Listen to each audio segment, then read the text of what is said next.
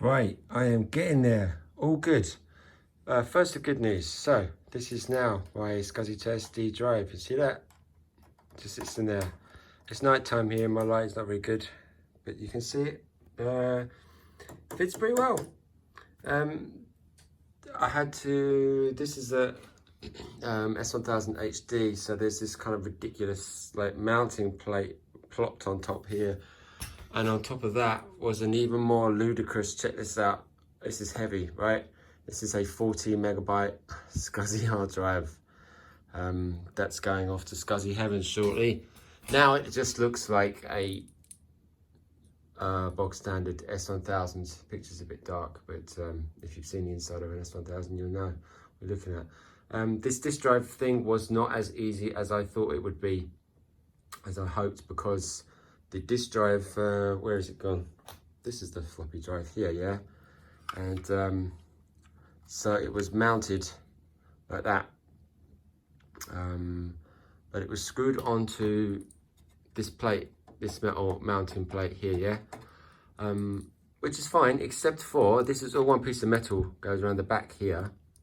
And it was screwed to behind this panel. So what that means is, whole front panel, long story short, whole front panel, which is like, you know, removing all of these screws here. There's another video on YouTube you can see about how to remove the front panel if you don't know.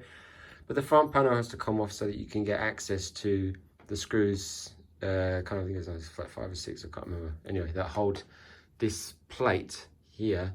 Then I had to take this out, and I had to remove, it's also, the plate is connected to the power cable, and it's also connected to the contrast control here. I had to pull them out so that I could get this out comfortably to screw this SCSI to SD card, which I bought with a plastic, like a 3D printed plastic mold, like a mount sort of bracket. Without that, I would be stuffed. So you need one of those basically, otherwise it's just a free floating PCB board and there's no way to fix it to anything, which is crap.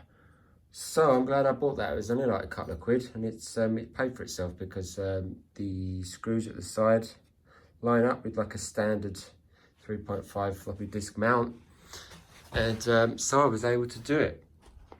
And yeah, the light is shit in here so you can't really see, but take my word for it. This is all good now. It's working. It's happily loading away. It's a shame there's no activity light on here.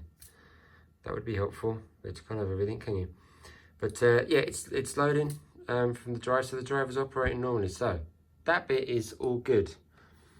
The thing that you probably can't hear that's driving me fucking nuts is there's a high-pitched whine, yeah? Maybe you can hear the difference now. I've just switched it off. And that is the, this thing here. Doing this with two hands, sorry, but you can see. The voltage inverter for the backlight. And this is, they all go like this. They all go bad, basically, on these machines. Because they're old, you know, so after a time they start to whine. That's when the backlight goes, and it's shit, basically. But so getting back to this before I move on, getting back to putting the drive in, I had to take this front panel off, and like I said, there are other instructions about how to do that, so you can just do a search for that if you need to know. But the thing that there's a good little tip which I found out doing it, because I found this very, very stiff, even with the screws removed, to get back on, or even to take off as well, but also to get back on. You know, you have to take these knobs off, but that side.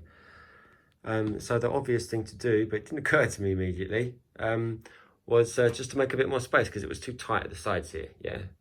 So just do that, loosen the rack screws. You dropped the camera.